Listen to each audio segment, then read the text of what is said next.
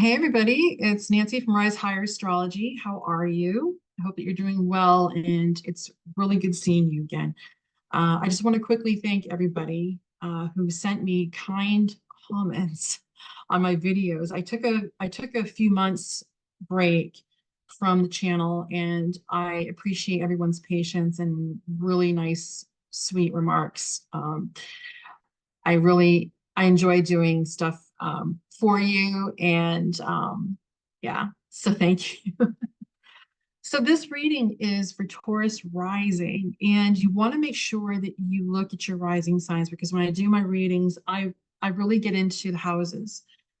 So your rising sign readings are going to be the most accurate for you. So with Taurus rising, I am super jealous of you in the month of May. So we had a really kind of tumultuous April, all right, to say the least, with the eclipses that we had, which I'm going to be recapping those for you in a second. But in the month of May, we've got a lot of wonderful lighter energy that's going to be really boosting you up in all the right places. So we've got quite a few fantastic conjunctions that are happening in your sign. So yeah, so get some rest because the next 12 months are going to be really exciting for you. So yeah, I just want to do a recap on those two eclipses that we had back at the end of March, beginning of April. So those two eclipses were happening in your 12th house and in your sixth house. You had this full moon lunar eclipse that happened in your sixth house in the sign of Libra. And then, of course, you had the new moon solar happening in your 12th house under the sign of Aries. So when you have these eclipses going on in those houses, it's making an inconjunct or a quincunxt to your first house, to your ascendant. All right. And that always means that you need to make adjustments in those houses. Okay. So the third house, the sixth house, the ninth house, and 12th house are called cadent houses. And the cadent houses are all about information gathering. Those are information gathering houses, places for you. And each house, you would gather up information in different ways. So, for instance, in the third house, you would gather information by going to school and learning something new, like taking a class, or perhaps it would be actually going back to school and getting your degree. In the sixth house, you gather up information by changing up your habits. You would gather information through trial and error. You would try something to see what the results are and make note of that. Okay. In the ninth house, you gather up information by thinking a little bit outside the box. You also gather up information by immersing yourself in a new environment. Like, for instance, if you traveled across the ocean, and lived someplace for a certain period of time, you would gather up quite a bit of new information that way. And it could also be taking a pilgrimage. Okay. With 12th house, you gather up information by getting downloads from spirit, getting downloads from source. It could be an epiphany that happens to you. It is an intuitive event that happens a little bit with your psychic ability. Your psychic ability becomes more potent during that time. Okay. So yeah, so with the lunar eclipse happening in your sixth house, uh, that lunar eclipse could be revealing some changes that need to be made in your health. Okay. And I'm not an alarmist, but this might be a really good time for you to get a checkup with your doctor just to make sure that everything's okay. Might be a great time for you to start a new diet, a new health regimen, to focus on exercise, activity. It could be changes happening in your workplace. It could be changes happening with different kinds of habits. Okay. And then in the 12th house, this is going to be, well, let's just put it this way. the 12th card in the tarot is the Hanged Man. And the Hanged Man is the guru that hangs upside down because he's trying to solve a problem and he's trying to see things in a different way. He's trying to reach a solution through perhaps having an epiphany of some sort. So with 12th house, the new moon solar eclipse in 12th house, I feel like you're going to be experiencing many epiphanies. The 12th house is also the house of loss. And I'm not saying that you're going to be experiencing any sort of death this year. Uh, Although, you could have people around you that do, and, that's normal. This is more of like, um, it is loss, but realizing that the things that you lose in life, for instance, if you lose money, if you lose your home, if you lose anything that's tangible, it's coming to the realization that you truly, honestly have everything you need deep down inside of yourself. All of the things that matter in life are things that cannot be touched.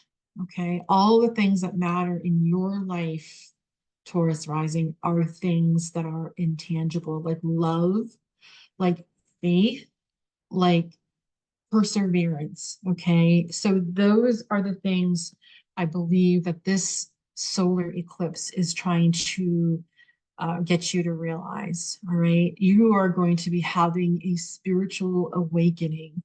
And this will be happening to you, for you, between now and a year from now. With the eclipses, especially with the solar eclipses, that energy will last not just over the next 6 months, but it could last over a year. And where we had Mercury retrograde happening during the solar eclipse, uh, a lot of this stuff is going to be delayed. Okay, so just be patient with yourself. The next few minutes of what I'm going to be sharing with you, this is going to be a huge year for you, Taurus rising. I really am jealous of the things that are happening for you. So let's look into this other lunation that happens for you in your sign. If I can just get this thing to work. Okay, so we're getting this new moon in the sign of Taurus in your first house. It happens on May 7th or May 8th, depending on where you are on the planet. So this is a lunation that falls really close to where we had that conjunction between Jupiter and Uranus back on the 20th of April. And this energy that is lingering in your first house, it's all about change. It's all about expansion. It's about change. Okay.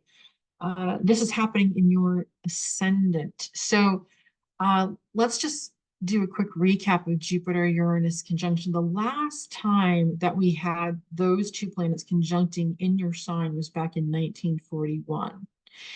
And we all know what happened to the United States back in 1941. We became more involved in the world events that were happening around the world, which is World War II. And during that time, we experienced a lot of not just change, political change, but cultural change. We had to do a lot of rationing. We had to do a lot of planning. So this, I think, would be a really good time for you to, to start thinking about how you're going to change if you need to make some adjustments, in your home. I'm not saying that anything bad is going to come of it, okay? But whenever we have those two planets conjuncting, some really gnarly things, especially on the world stage, happen. The last time those two planets conjuncted in any sign was back in 2010 in the sign of Aries, and we had the Arab Spring, which happened shortly afterwards, and that was all about the uprising in Egypt. And we had these regimes, these oppressive regimes that were crumbling.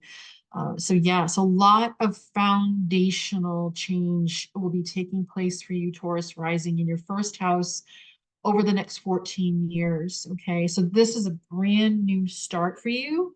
Um, I feel like you should take that leap of faith. If there's something that you've been wanting to accomplish in your life, this is the magic time. This is the magic window for you to start doing that. Okay, start working towards a better future for yourself in this window. All right. Um, so let's take a look at what's going on towards the end of the month. So in May, we've got, well, this is later on this week. Right now, I'm doing this reading on the last week of April. We have Venus making her homecoming in your sign of Taurus. We also have Mars making his homecoming in his sign of Aries later on this week. And with those two inner in relationship planets making their homecoming, and then the sun is in Taurus as well. These are transits that are going to make a rocky road, a rocky relationship a little bit smoother for you over these next few weeks and months. Okay. So there is a more subtle, easy feeling coming in. April was a roller coaster. It was potent, it was intense, it was a doozy. But this month of May really opens up a softer, brighter, lighter, and more structure is coming in with everything coming into Taurus. You know, we still have Jupiter in there. We still have Uranus in there, of course. But you know, Uranus isn't so bad. It's not always a bad planet to have in your sign. It does bring about sudden change, though. So just be aware of that. We also have Mercury, which will be making its entrance into your sign in the month of May. But I think at the tail end, on the 23rd, we have this gorgeous conjunction that's happening between Jupiter and your ruler Venus in your, not very far away from your ascendant, in your ascendant sign. So um, it's happening at the anaretic degree, number 29. So it's going to be really good. It's going to be really intense. It's going to be a magical kind of energy. You know, Venus brings money, but Jupiter brings wealth, okay? Because it expands whatever it touches. So there is this new like kickoff, jumping off point at the anaretic degree at the very tail end of your sign, and it is going to be activating this new abundance for you that's coming in. And then shortly thereafter, Jupiter will make its transit into your second house of income. And it's going to stay there for the next year and 1 month. So it stays in your second house for 13 months in the sign of Gemini. And this is magic for you. This is going to be an amazing year. So I don't want you to fear. I want you to look at everything as a fun challenge. Okay. If you've always wanted to start a business, okay, if you've always wanted to have a YouTube channel, if you've always wanted to change careers, if you've always wanted to, start over in any area of your life, right now is your golden opportunity to do it. You're being supported by Jupiter. Okay, Jupiter is it's a little bit of the unsung hero of our solar system. So um, Jupiter protects us. It really does. And a lot of people don't know this, or maybe they do, I don't know. But Jupiter almost became a sun. It almost became a star in its own right. All of the planets reflect light from the sun, and that's how we see them, of course, at night. But Jupiter is the only planet in our solar system that not only reflects the light of the sun, it emits its own light as well. And that's really cool. So Jupiter is the guru, it's the big brother. Jupiter saves us from a lot of the space junk that goes flying through, through the solar system. We would probably be smashed by a lot of heavy rocks if it weren't for Jupiter's gravity pulling all that stuff away from us. So Jupiter is your protector. It's your big brother. It's your guardian angel in your second house and protecting you over this next year. And then finally, at the same exact moment, we are getting a full moon in the sign of Sagittarius on the 23rd of May.